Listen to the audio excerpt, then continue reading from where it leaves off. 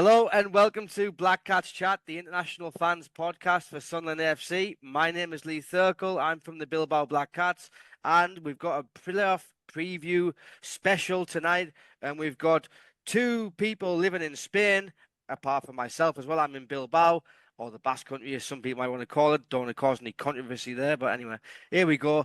We've got Dermot Ledwith. He's normally in Madrid, but he's in sunny Alicante tonight. Dermot, you're looking like you're sweating your tits off there, mate.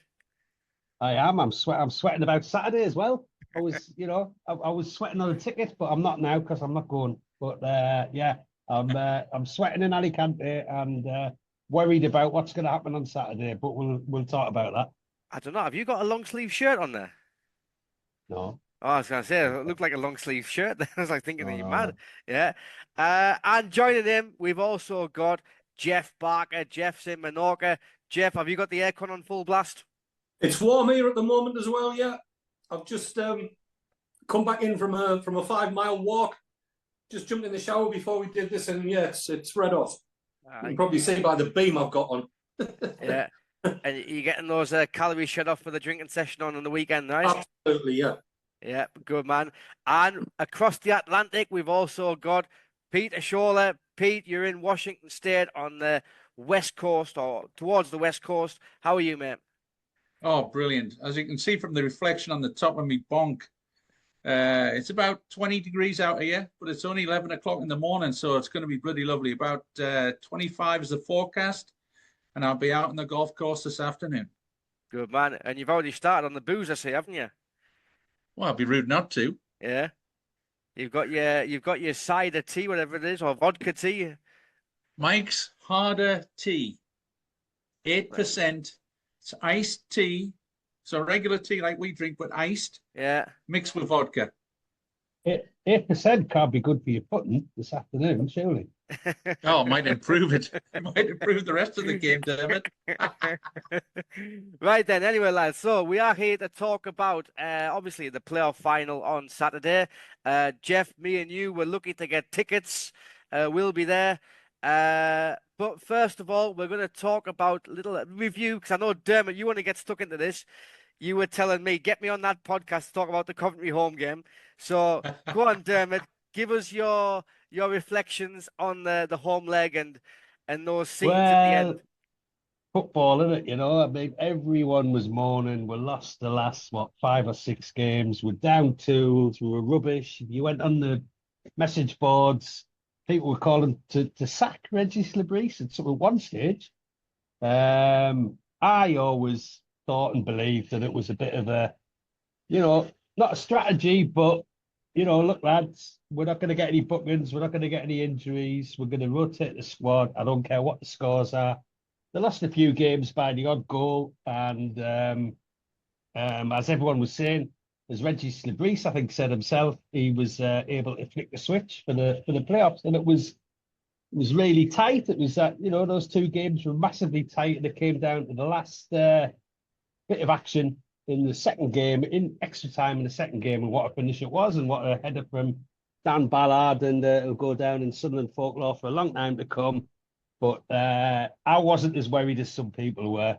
Lee included. I think you were a bit scared of how to finish the season. That's all forgotten now. It's a different competition, and it's the playoffs, and we've got a final on Saturday. You know me, Dev. I just think we can play much better. But I mean, listen, as you mentioned, like the playoffs, it was all about the playoffs, wasn't it? I mean, you've been kind of relaxed for a good several months now. You've always thought that Reggie's has got under control. Well, I'm not now. The final on Saturday, but yeah, I mean, it's been a strange season. They were in 4th position all that time, and they knew they were going to be for so long. They knew they were going to be in 4th position. So I was just playing devil's advocate and looking for arguments on previous podcasts, looking for arguments for us to be positive, and thankfully, thanks to Dan Ballard's stooping header, it all went well, and we're in the final on Saturday. So yeah, good things to look forward to. Yeah, go on, Pete. Well, I was going to say I need to meet Ballard's flexibility coach. That's what I need to work on. Bloody hell. He was doubled up like a kipper there, wasn't he? I wish I could bend over and touch my toes, but he went up, in his own admission, he went up and was up too early, so I had to stoop and head it in. But boy, I've seen the tattoos people are getting in 121, 59. Yeah. And they're comparing them with Armstrong's header, back in the day. And even Gordon Armstrong came out and said, hey, this one's different and this is what we're here for. Yeah. No, and well, yeah, you mentioned there, touch your toes. I mean, I can't even put my shoes on without groaning these days. I mean, hey, Jeff, listen, I've seen you lift that beer up twice, right? And it was full 5 minutes ago, and it's empty now. Yeah, I got a thirst on me going for my walk. You can tell it's 0-0 as well, can't you? It goes down nice, isn't it? But anyway, Jeff, you were at the game, weren't you? At the Stadium of Light. For the first question, then, best atmosphere you've ever witnessed? Yeah, it's got to be up there for sure. I mean, it just brought back memories there. When our friend mentioned about that Gordon Armstrong header, I was at that game as well. And that was probably brilliant.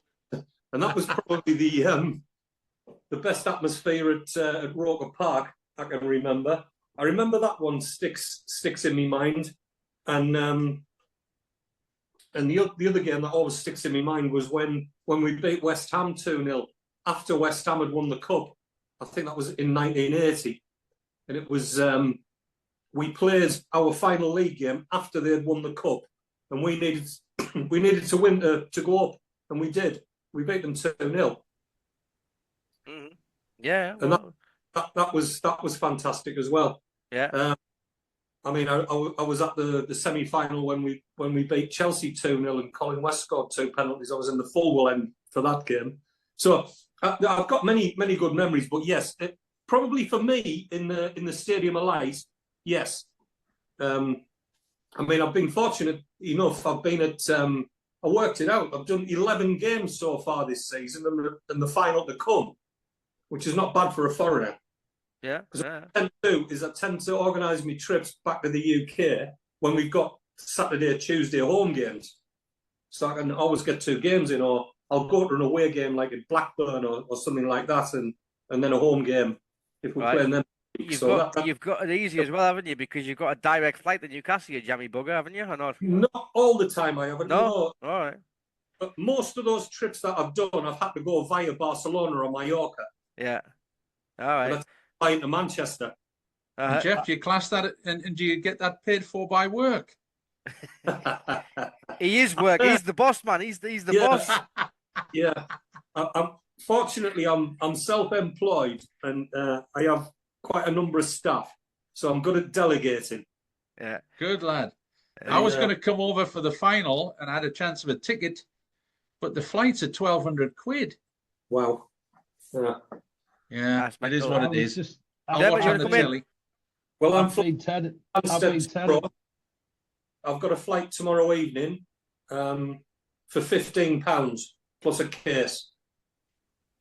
A case of what, Madry? Dermot, do you want to come in?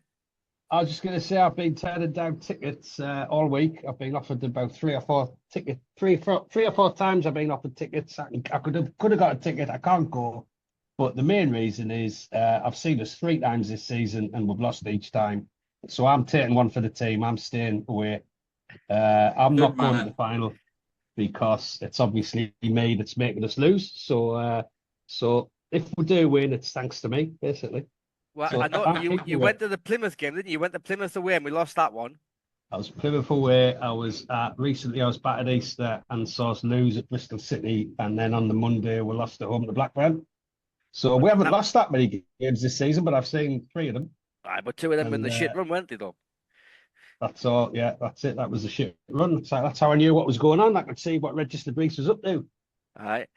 Right. Anyway, Pete. So, when that goal went in, when Coventry scored that goal to make it 1-1 over the 2 legs, you just looked at the reaction of the fans, and people were kind of worried, weren't they, that they thought the tide was changing a little bit. But I suppose we were glad to get to extra time. At least I was. Absolutely. I mean, Frank looked like he was out of ideas, kept going to sit down at the bench. I know his assistant coach, and he gives a lot of the feedback at the training ground. And I think they thought they had it in the bag. And I think our substitutes just made the difference. I mean, Mayenda and Rig were phenomenal. Just the fresh legs in there. I've got to be honest, Roberts had the poorest game I've seen him have in a long time. But by those two coming off the bench, it just invigorated us. And I think it brought out a difference in what you saw with Job and what you saw with Dan Neil. They were just able to get a little further forward, and we were on the front foot a bit more. That last 15 minutes was some of the best footy we played in a long time. Now, at that stage, it's a cup final, basically. But we responded the way we should respond, and I think that the outcome was what we deserved, to be honest. Yeah. Now, Dermot, I know you've been critical of me and my views, but that last 15 minutes that Pete mentioned there, that's how I know that we can play. And that's how I would like us to play, because I think we can take the game to teams. But, I mean, I don't know. You see it differently. I wouldn't say that. I'd say what I would say is that last 15 minutes, Coventry were out on the feet and we were fresher. We brought the subs on, but the players were fitter because they hadn't been putting themselves out 100% in those last 5 games. Coventry had obviously had to go down the wire to qualify for the playoffs, and when it came to the crunch in the last 15 minutes, we were the fitter team. And you know what? One thing I looked back, I watched it back a couple of days after, as loads of people did.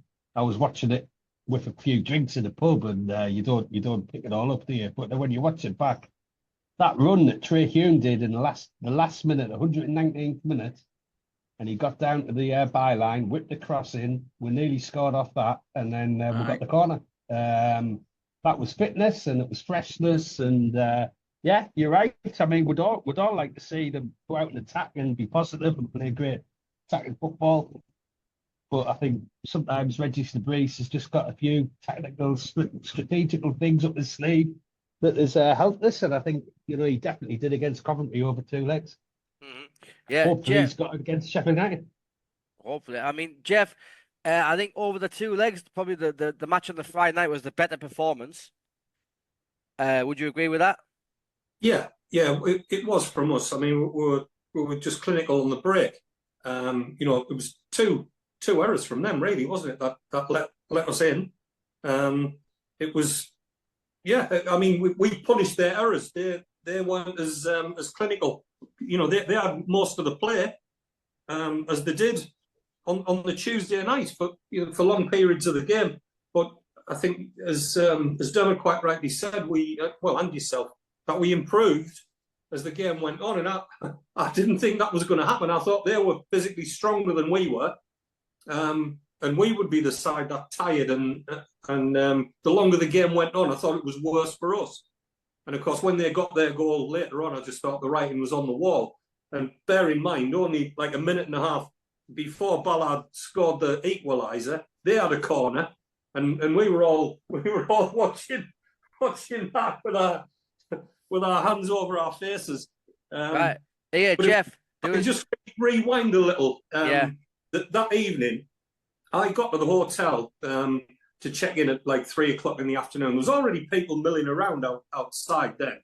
And I had a bit of work stuff to do. And by the time I got finished, I'd arranged to meet my friends at the Italian Kitchen, which is about a 20-minute walk away from the Stadium of Light into Southwick, just at the end of where Thompson Park is. And outside the Colry Tavern, the flares and everything were all going off, and that was at 5:30, and the place was absolutely bouncing. And I was the only idiot walking away from the stadium. I must have had about 2,000 people look at me like, "Where's that idiot going?" You're going to get some cheesy chips, wouldn't you, before the match? No, we went. We had a pre-match Italian meal in the Italian gang, and highly recommend it next time you're over there. The foods, that's always our go-to place. I have a group of friends that are involved at Bolden Cricket Club, and we always meet up there for a pre-match meal. And and then we went to the ground. But yeah, I mean, the place was absolutely buzzing. I've got a quick question for you, Jeff, before I get you in, Pete.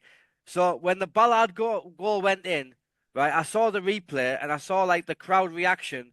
And there was one fellow who looked like you, mind. I have to say, he did look like you, with his top off, standing on the wall like that. It wasn't you, was it? No, not guilty, Your Honour. No. But anyway, the scenes did look amazing. Pete, you want to come in? I was just going to say, Jeff, I used to play cricket at Bolton Cricket Club. Their teas were lovely. So I'm sure the meal was fantastic. Oh, yeah. The Italian kitchen, it's called. It's got a pub Thompson on the side. Park. I know exactly where you mean. My grandparents used to live above it, Hanneman Court. Right. Lovely. Right. Well, listen, Dermot, enough about Coventry. Sod Frank Lampard. Exactly. Although it was surprising that he didn't bring Ella Sims on, I thought because he might have brought him on because he was the only striker they had on the bench, apart from that Asante guy. But anyway, Dermot, Sheffield United on Saturday. It's going to be a completely different game, I think, isn't it? I don't think we're going to set up the same way and play the same tactics because I just don't think that that's the way they play and that's the way we'll set up. Thoughts?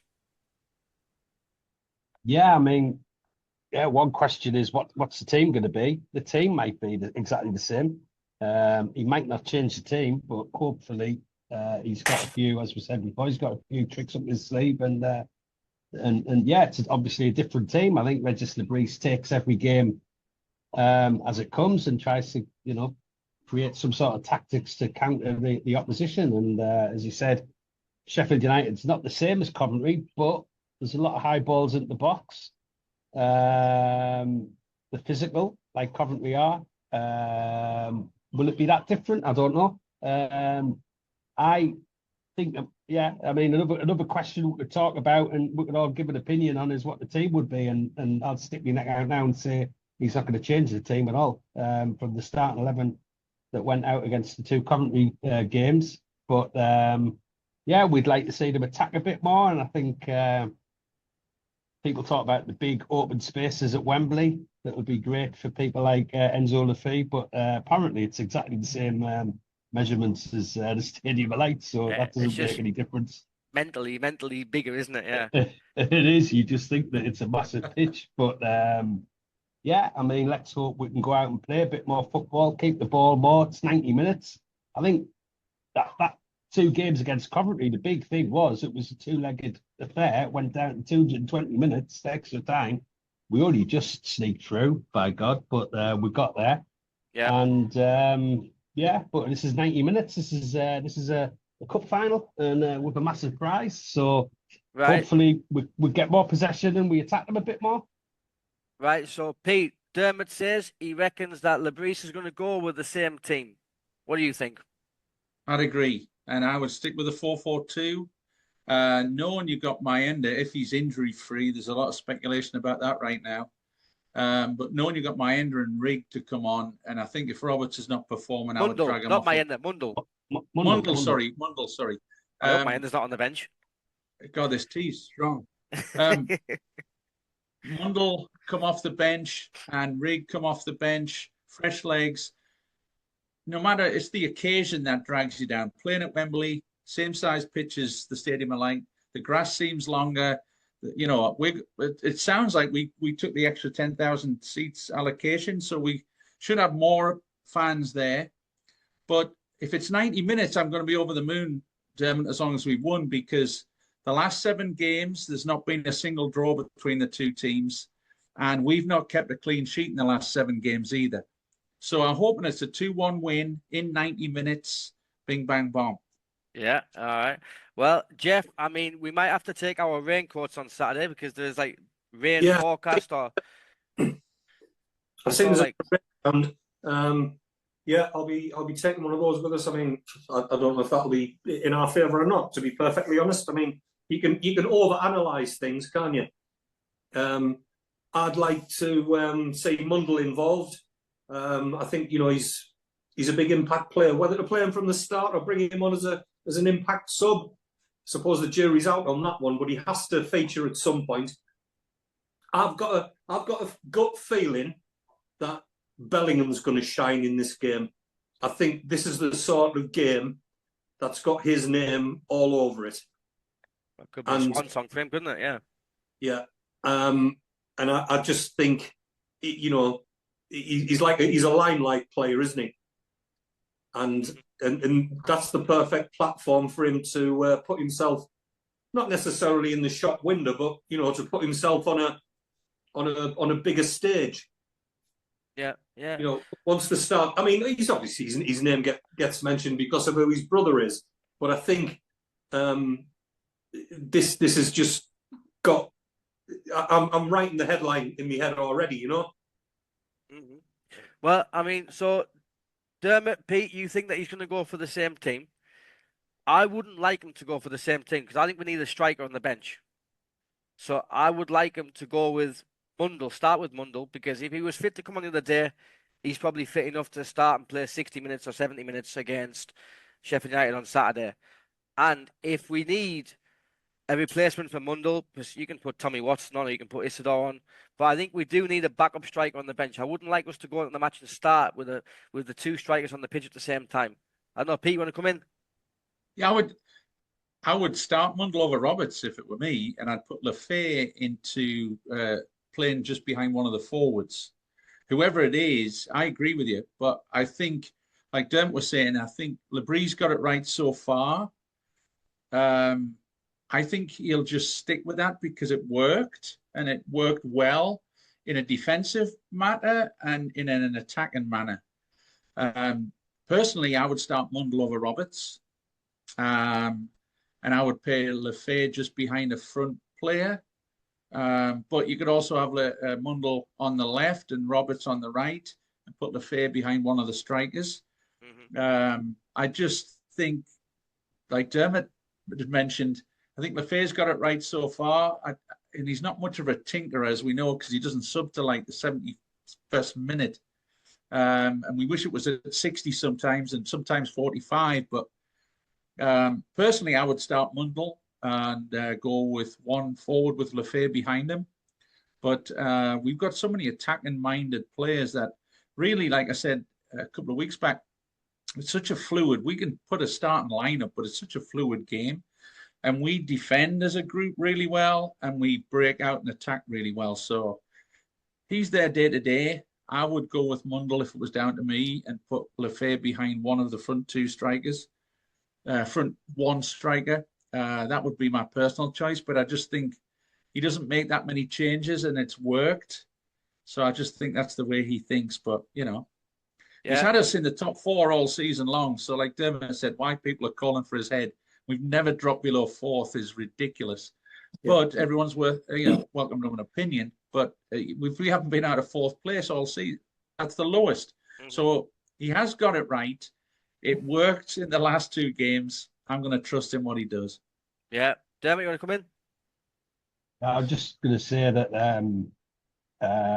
whatever 11 he does start with, you could obviously throw people on. We've got a bit of quality on the bench now, and, we could start with Wilson Isidore on the bench, or we could start with Roberts on the bench, and Mundle could start. Yeah, that doesn't matter. We've got people to come on for the last 20, 25 minutes and change the game. The only thing I would throw in, I think it's worth discussing, but I don't think it's going to happen, is would he possibly change the two at the back? I don't think he will, but Metham could come back in that centre half just because he thinks that he could deal more with Sheffield United's physicality up front. So I don't know. I don't know what anyone thinks. Jeff, I mean, I think that he'll go with Ballard because if they're going to play with Keith Moore up front, which I think they probably will, I think he'd probably go with Ballard for the physical battle, aerial battle. Would you say? Yeah, yeah. My only doubt would be, as Dermot said, about swapping 09 with Metham, and you've got Sirkin and Hume as your wing backs, haven't you? That would be the only possible change. I mean, as you say, 09's never gonna back out of a tackle. I think it can be a bit of a loose cannon at times. It can be a bit of a liability, but you can't knock his work ethic, and he's a heart on your sleeve sort of player. You know, he's the sort of lad that you'd want on your side, but he's prone to drop the odd bollock, isn't he? I think VAR as well, isn't it? VAR at Wembley. Yeah. Bit of a worry for 09. But we had that in the Wickham final, didn't we, a couple of years ago? And he played there and he had a good game and he was playing in a different position. He was playing defensive midfield that day. Yeah. So, I mean, I don't think there's a great deal in it. I mean, if there is any tinkering, I think it's only going to be minor. We're not talking about any wholesale changes here.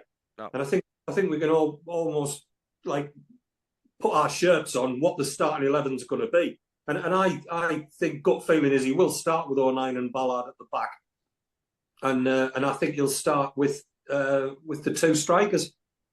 Yeah. I think it'll be the same 11 that started on Tuesday. Pete, where do you think the game could be won and lost then? Which are the key battles over the pitch? Because a lot of people are talking about their team. I mean, they've got a very strong back two. They got I can't pronounce his name. Hodzic, Jack Robinson. They seem to be two good, solid defenders. Obviously, you got Gustavo Hamer. He's like a player that everyone talks about a lot. I mean, he got sold from Coventry to Sheffield United a couple of years ago in the Premier League, didn't he? For what, 18, 20 million, I think it was. Yeah. Sousa's in the middle. He's a good player. So where do you think the key battles are? Well, I think Dermot touched upon it, and Jeff possibly. Moore up top. I think Ballard's your man for that battle. I think our midfield can match any midfield. I think where our strengths are, and their two centre-backs are strong. But if you get a player like Hume in behind and whipping those crosses in like he did the 119th minute, but he can do that all game long. It doesn't matter how good your centre-backs are, they're backpedaling. So our strength is our outside backs and our wingers, if you want to call them that in the modern game, and getting down the line and whipping the ball in and crosses. And if you're backpedaling as a centre-back, it's the worst thing you want to do. And I just think we've got enough quality in the width that they don't have. And I think that's where their weaknesses are. And Wilder's mentioned that a couple of times. He's not called them weaknesses, but it's areas he looked to improve upon. But their centre-back, down the spine, they're solid. But then so are we. It's our width, I think, that's going to give us the benefit. Yeah, no, and if we look back at those two games that we played, I mean, they did have trouble when we ran at them. I mean, Tommy Watson played in the away game, and obviously he won the penalty. So, and then obviously the home game, I think, was it who was it who scored? Was it Isidore? Isidore scored, didn't he? Yeah. And because Mayenda was running at them, so I think their weaknesses is being on the back foot. They don't like pace running at them. So that makes me even think even more that Lebris might go for the two wingers and just the one up front. So, yeah. I don't know. Dermot, thoughts where the game's going to be won and lost, you think?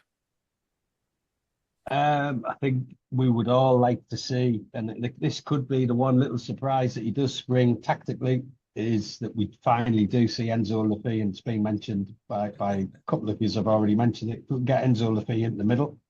If there's a way of getting someone on the left, could be Mayendo or could be Isidore and Lafay in the middle.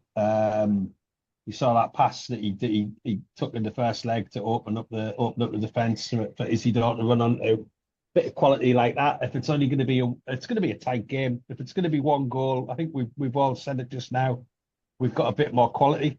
We think we have a bit more quality in some of these players. So I'd love to see Enzo Lafay coming more central, opening up the defence. I think it's a big game potentially for Wilson Isidore as well, who seems to be a big game player. It doesn't appear too many occasions during the game, but he's got his goal scoring boots back on now after a little rest. Could be him. So yeah, just a little bit of quality could just win it, and I think we do have a bit more quality than they do.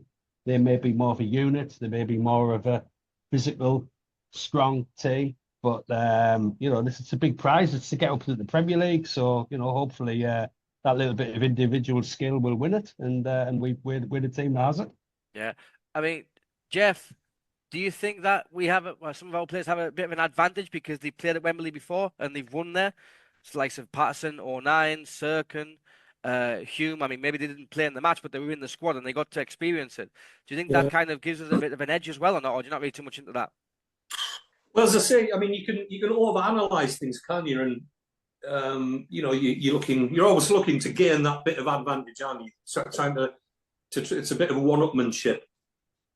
I don't read too much into it. I mean, to be honest, I'm not over familiar with Sheffield United's side, other than the obvious players that you mentioned before. I mean, I've no idea how much experience those guys have got playing in these big games. But you know, the other thing as well, I think it should be a no-fee game for us, none whatsoever. I think they should just play like free spirits. You know, at the end of the day, we have to keep reminding ourselves that it's a very young squad, and all these experiences for them will only help to improve their careers going forward.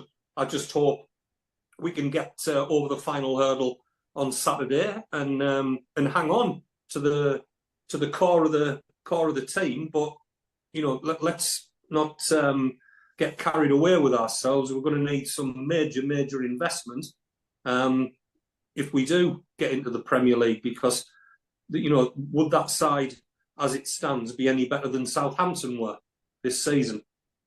And you know, you've got to give yourself a bit of a pinch every now and again. It's and to be perfectly honest, if it doesn't work out for us on Saturday, I won't be overly disappointed, because I think we've had a great season. It's been the best one I can remember for a long time. So you know, you've got to try. I'll be disappointed. Oh, now you would be. Well. No, I think the big thing is, I know what you mean, Jeff, as well. You won't be too disappointed. It's been a great season. We've got a good young team, etc. But how much of that young team will disappear if we don't win on Saturday? Yeah. That's why it's so big now, isn't it? Probably most of it. Dermot, I didn't know if you wanted to come in before because you had your hand up. I don't know if you were shielding your eyes from the sun or you wanted to come in. Bit of both, but I'm just going to pick up on one thing that Jeff said as well. Sheffield United got a massive, I don't know if any of you know this, exact stat. What's their massive Wembley hoodoo? They've lost every time they've ever played every at Wembley, playoff final, isn't it? Yeah, every final at Wembley. Playoff final. I've got a Sheffield United mate who said he's seen them lose loads at Wembley. So he doesn't, he's still humming and hawing where to go. He's got a ticket and he doesn't know where to go from Madrid because he's seen them lose loads of times. So they've got a massive, you know, monkey on the back in that way. Like we had a couple of years ago when we went to the Wickham game, we'd never in our lifetimes, or people since '73 and seen us win. And the Papa John's doesn't count. Papa John's during COVID. Yeah. Pete, you want to come in? Yeah, well, my college roommate, so we both went to Sunderland Poly, as it was a poly then, before these hoity-toity universities.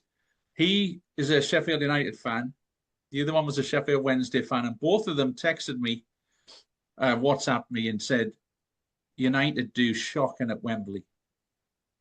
And my mate was going to fly back. He's the Sheffield United fan. And he was going to fly back from Australia. And I was going to meet him in London. And he goes, Pete, I won't, because we've never won at Wembley in the playoffs. So he's saving his money. I hope he's wrong and going and not going. And I would love to. I don't want to be the reason we're changing that hoodoo on them, but they're probably saying the same. And Wickham are probably saying the same after, you know. And I feel a bit for Doddsy and Wickham right now because he's not the favourite person down there. No, absolutely not. No, it's unlucky. Pete, I'm going to come to you on this because, like we've had the build-up all week, right? But for me, the build-up this year seems very different to previous years when we got to Wembley. I don't know if it's just me that I haven't been on social media much, but it just seems that it's very kind of moderated, like the expectation that it's not really building yet. Whereas in previous years, I think it was building from like the beginning of the week. I mean, because you do the content for I Love Supreme, don't you, on some of the social media sites? So I don't know. Have you been seeing like a lot of hype, or has it been kind of like moderated a little bit? I think you're spot on, and I think a lot of that's to do with how our manager carries himself. He's not got us too high, he's not got us too low. He's just Mr. Steady Away. He obviously is not drinking Mike's Harder tea that I'm drinking. But that seems to have dissipated right across social media, because obviously there was the hysteria of winning the game against Coventry. And like Dermot said, and I was just reading some stuff on Twitter, X, whatever you want to call it, right before we came on, and a ton of people are talking about rewatching that game, but they're not talking about the final. And it's very unusual, but I think a lot of it's to do, one, we're probably used to getting our hopes up and having them dashed. Two, we've had a very level season. Like I say, we've not gone below fourth. How many teams can say that? I think we're the only ones, because Burnley dropped below us, Leeds dropped below us. I don't know about Sheffield United, but to remain fourth and more and better all season long just shows the belief that Labrie has in him and his players and his staff. And I think that's kind of come right across the fan base. You're going to get exceptions to this, but I really think that he's brought a level of stability that we haven't seen in a long, long time. And I love Mogga, and Tony didn't get overly excited, but it was different. Now we've got that level of expectation, and I think it's a real positive for us. Yeah. Well, Jeff, listen, you've got about 10 businesses that you run, so I don't know if you've got time to go on social media, but do you get the same vibes that the hype hasn't really started yet, and it probably won't start until maybe it's Friday, until Trafalgar? I try and keep it to an absolute minimum, to be perfectly honest. And since it went from Twitter to X, I probably look at it less than I ever did anyway. So I'm not the one to talk to. I have a look on Facebook, and the thing is that there's just so much shite on there nowadays, isn't there? It's been bastardized. There's all these like fake groups and one thing another appearing, and I give it short shrift, being perfectly honest. It's not my thing, really. I haven't got time to piss about with that. Yeah. It's not my bag at all. Yeah. I've just sent you a photograph. I know, I've just seen it. Donald Trump with a Sunderland hat on saying, "Make Sunderland great again." Have you seen what's on his thumb? You seen what's on his thumb? What is it? I don't know. Zoom in on his thumb. I can't. FTM on his thumb. Hey, so you do get social media somewhere. Anyway, Dermot, I mean, I remember in previous years that from the start of the week, Monday, they were doing like interviews with players every single day, like on the thoughts on the match. And this week, I haven't seen that. I've only seen like there was one exclusive with Regis. I think he did like a 7-minute interview, something like that. But that's the only thing I've seen. I haven't really seen anything else. Everything's kind of been really toned down and trying not to get overexcited. Is that to kind of like protect the players because they are young? They don't want to get them bogged down into this and get them nervous, or?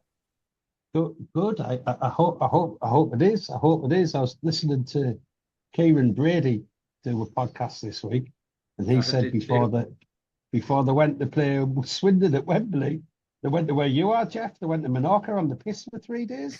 That was in between beating Newcastle in the semi-final and going to Wembley. There were 3 days on the piss in Menorca.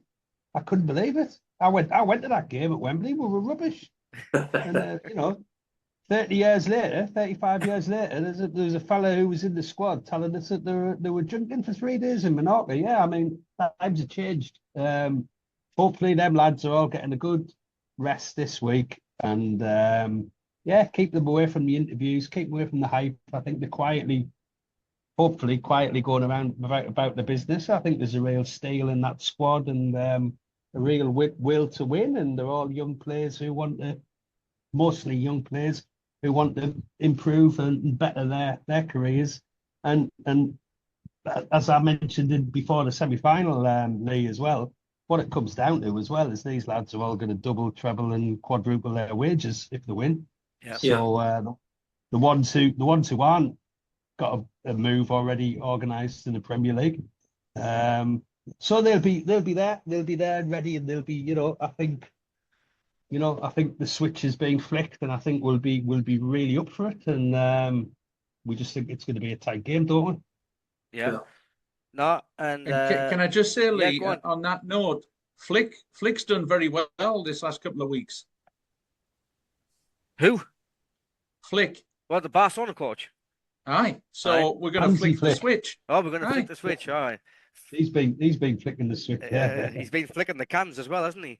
Right. Well, I've lost my train of thought now. Well, what was that? I was going to say, listen. I was going to say that the topic of the week has been basically the tickets, no? Like, when are the tickets getting sent out? And apparently they've been sent out today. And I am glad to confirm that Ian from Germany, Ian from Seaham, he had a little rant the other day, and he said, like, has anyone got a ticket? And I'm glad to say that Ian has got a ticket, and he will be at Wembley. So he's coming over from Germany. Hey, but yeah, the tickets have been sent out. But like, anyone looking for a second hand or like second, what they call it, second party, third party sellers, don't do it, because like there are a lot of scammers out there. I think so. Be careful. Right, lads. Anyway. Go on, Dermot, I'm just going to say, I've just before we came on about half an hour ago to do this on the Wednesday night before the game, I've just got it in a WhatsApp chat I'm in. I've just seen one of my mates sort out another mate with a ticket. Like, you know, we're getting to 2 days before the final, and people are still scrambling for tickets. So I'm sure we'll be there in massive numbers. I'm sorry I can't go, but my daughter is graduating from secondary school. I couldn't believe this was even a thing until she told us the other day. But apparently, at 18 now, you graduate from secondary school, and it's on the bloody day of the final. It's come from America. It's all America's fault. So the America's fault, proms and graduation things. Yeah, you know. And you know. I'm sorry. I apologize. It's your fault. It's the Americans' fault. It's come from there originally. I didn't even know it was a big thing, but my daughter's smart to me that, well, she told me in no uncertain terms that I wasn't to go to Wembley, and the graduation starts at 6 o'clock on Saturday evening. So if we go to extra time, I'm going to miss the first hour anyhow. Well, no, you're just going to have it on your phone, on your phone. Yeah, sitting down, clapping. Well, you got your priorities right, David. Well, we've got to do it. We've got to do it in 90 minutes. The reason I'm going is because one of my good friends, one of the Bolden lads, yeah, who's probably been to 90% of the games this season, home and away, his nephew's getting married. So that's why I've got a ticket. Well, I'll tell you what. For you. Go on, Dermot. I saw someone on ready to go, because I was sweating over the kickoff time, because they didn't announce the kickoff time till very late last week, wasn't it?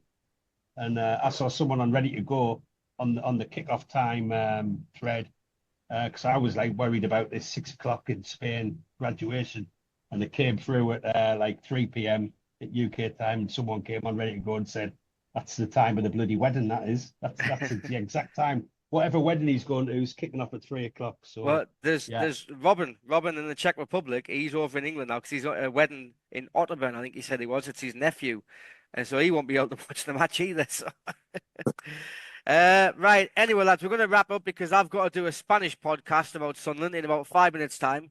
So I've got to change the chip. I've got to flick the switch and put my Spanish head on, while at the same time watch the match on the telly as well. The Man United Tottenham Europa League final. So I hope both teams would lose, but it's not possible. But anyway, listen, gents, thanks for coming on. Let's see if we can get it done on Saturday. And how are the lads? Away the lads. Away lads. Come on. 2-1 win. 2-1 win. See you later. 1-0. Enjoy the game, lads.